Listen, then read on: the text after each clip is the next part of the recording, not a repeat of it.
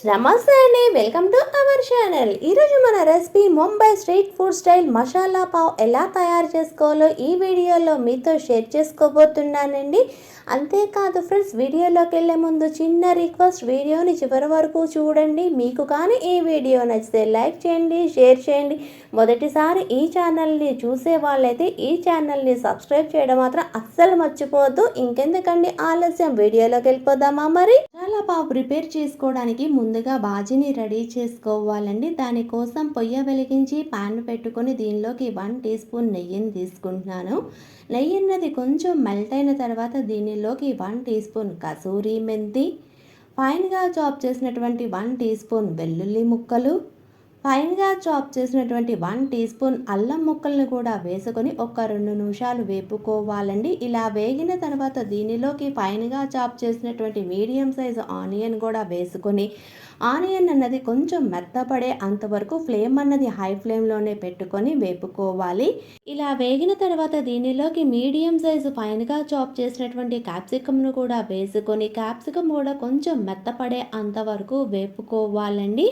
ఇలా క్యాప్సికమ్ కూడా వేగిన తర్వాత దీనిలోకి రుచికి సరిపడా ఉప్పు, రుచికి సరిపడా కారం, పావు టీ స్పూన్ పసుపు, 1 teaspoon pav bhaji masala powder, ఉడకపెట్టినటువంటి 2 టేబుల్ స్పూన్ స్వీట్ కార్న్ కూడా వేసుకున్న అన్ని ఇంగ్రీడియంట్స్ చక్కగా కలిసేటట్టు కలుపుకోవాలండి. ఇలా కలుపుకున్న తర్వాత దీనిలోకి ఫైన్గా చాప్ చేసినటువంటి 2 మీడియం సైజు టమాటాలను కూడా వేసుకొని టమాటాలు అన్నవి కొంచెం మెత్తపడే అంతవరకు వేపుకోవాలన్నమాట. ఇలా వేపుకున్న తర్వాత ఇక్కడ నేను వీడియోలో చూపిస్తున్నాను చూడండి ఎలా మెదుపుకుంటున్నానో.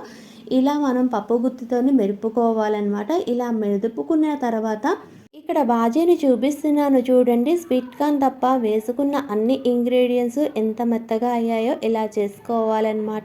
ఇలా అయిన తర్వాత దీనిలోకి పావు టీ స్పూన్ ఆమ్చూర్ పౌడర్, కొంచెం కొత్తిమీరను కూడా వేసుకొని అన్నీ చక్కగా కలిసేటట్టు కలుపుకొని దీన్ని పొయ్యి అన్నది ఆఫ్ చేసి పక్కన పెట్టుకుందాము.